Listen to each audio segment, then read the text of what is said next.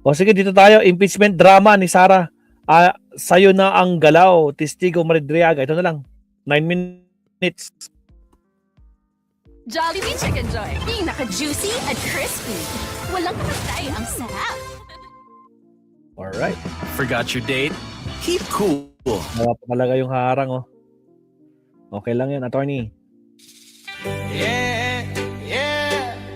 Attorney Bueno! Low and beyond. Learn the line. Know you're right. Parte na ipadala na ng House Committee on Justice ang notice po kay Vice President Sara Duterte kaugnay sa kinakaharap niyang dalawang verified impeachment complaints, partner. Ayan. Yeah, napadala na yan. As we have explained the other day, pag padala niyan, she is required to answer within the period of 10 days. And then the complainant has 3 days within which to submit their reply. And if the Vice President would like to answer, then magsusumite siya ng kanyang rejoinder. Okay, so after the rejoinder, that is the time that the Committee on Justice will start the deliberation of the case. No? At pwedeng papuntahin si Sara Duterte or hindi.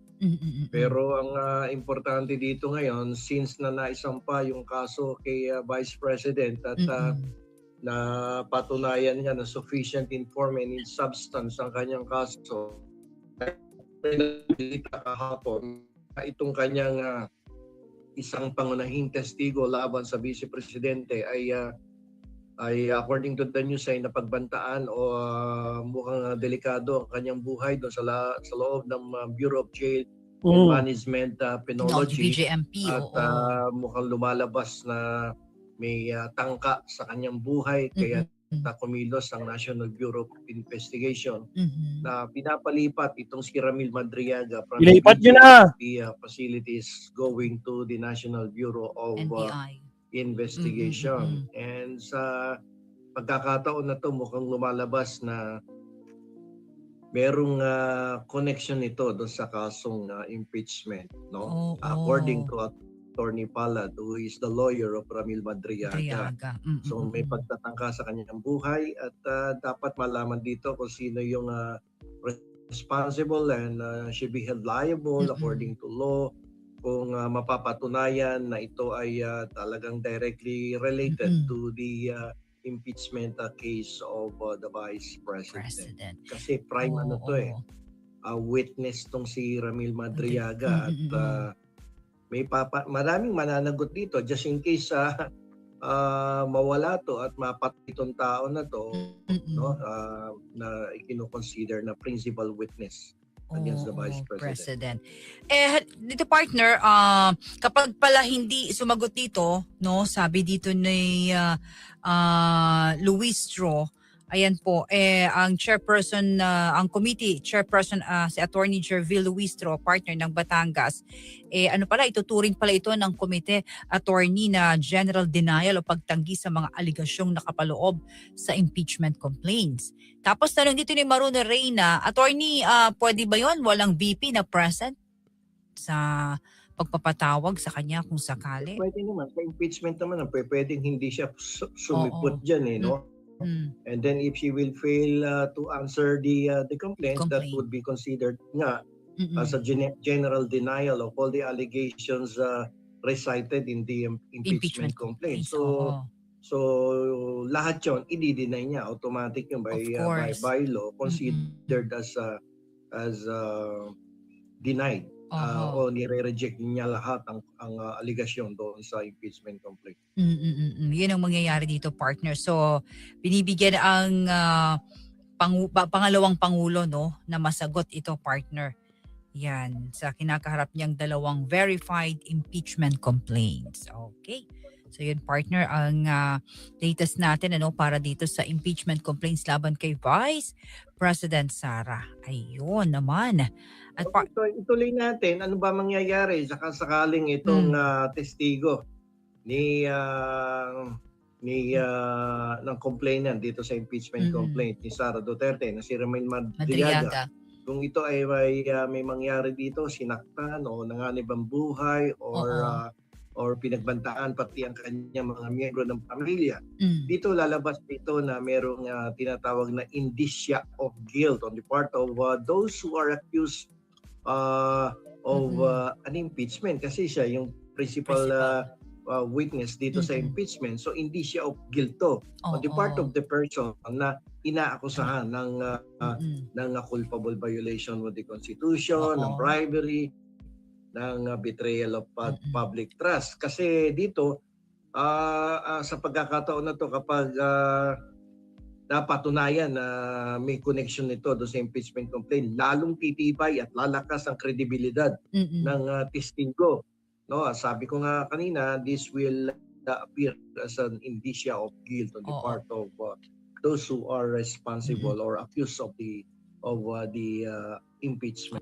Sa nangyayari dito sa testigo, no, laban sa pangalawang pangulo ay lalo lamang lumalakas ang kredibilidad ng testigo laban sa vice presidente, yung pagtatangka sa kanyang buhay.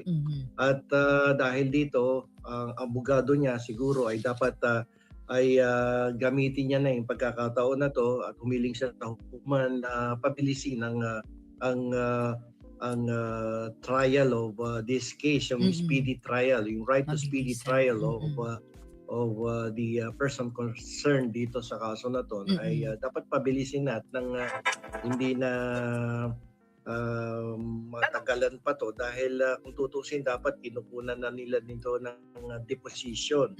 Yung salaysay na sa labas ng korte, sa harap ng abogado, just in case something happens to this person na wala siya at talagang natuluyan, ay at least merong dokumentong hawak-hawak na magpapatibay kung ano ang kanyang mga nasaksihan tungkol doon sa krimen o tungkol doon sa mga pangyayari nang siya ay konektado pa sa Office of the Vice President.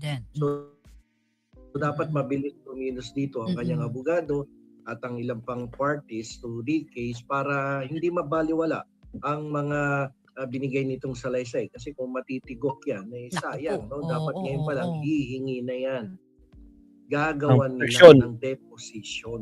Sabihin, pupunta yan sa isang abogado, sa notaryo publiko, inonotaryo, lahat ng kanyang salaysay, ng kanyang nalalaman, and just in case something happens to him, gamitin ang dokumento na yon upang siyang magsilbi no, na testigo, no, in his absence. Baka biglang dukutin, biglang patayin. You'll never know. And you cannot tell, partner, di ba, what will happen? Tututin na nga eh. Sitwasyon. Kasi ang NBI dito, ang BJMP ay merong katungkulan, may duty of care yan eh. So hindi dapat pinababayaan yan na nalalapitan ng isang bagong pasok na detainee na maskulado, puro muscle, tapos lalapitan at babantaan at sasaktan. Napaka-importanting testigo niyan sa kaso, no, sa impeachment diyan sa Office of the Vice President, tapos biglang mawawala. Kaya nga lamang pag ano na nangyari, palagay mo hindi naman natin pinagbibintangan ng Office of the Vice President. Yes, attorney. Paano kung may iba namang taong may kagagawan din naman yan at hindi ang naaakusahan ng impeachment. Siyempre, may mga pagkakataon na yung iba gagawa ng paraan para lalong masira ang akusado sa isang impeachment complaint. So, para masira lalo. Alam mo naman, syempre. Politika yan eh, no, di ba? At saka Vice President.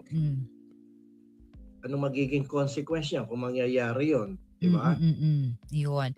Partner, maraming magiging responsable dito. Partner, may tanong lang sa atin si Maylin. Attorney, ilang vote ba ang kailangan sa Justice Committee para pumasa ang may probable cause sa impeachment case ni VP po? People majority lang yan eh. People majority lang. Committee on Justice. No? Kung 50 sila dyan, 26 lang is enough already. Ayun. Ano yan, matapos dyan sa Committee on Justice at pumunta na doon sa plenaryo at pagbotohan. Attorney Beno, law and the learn the law, know your right.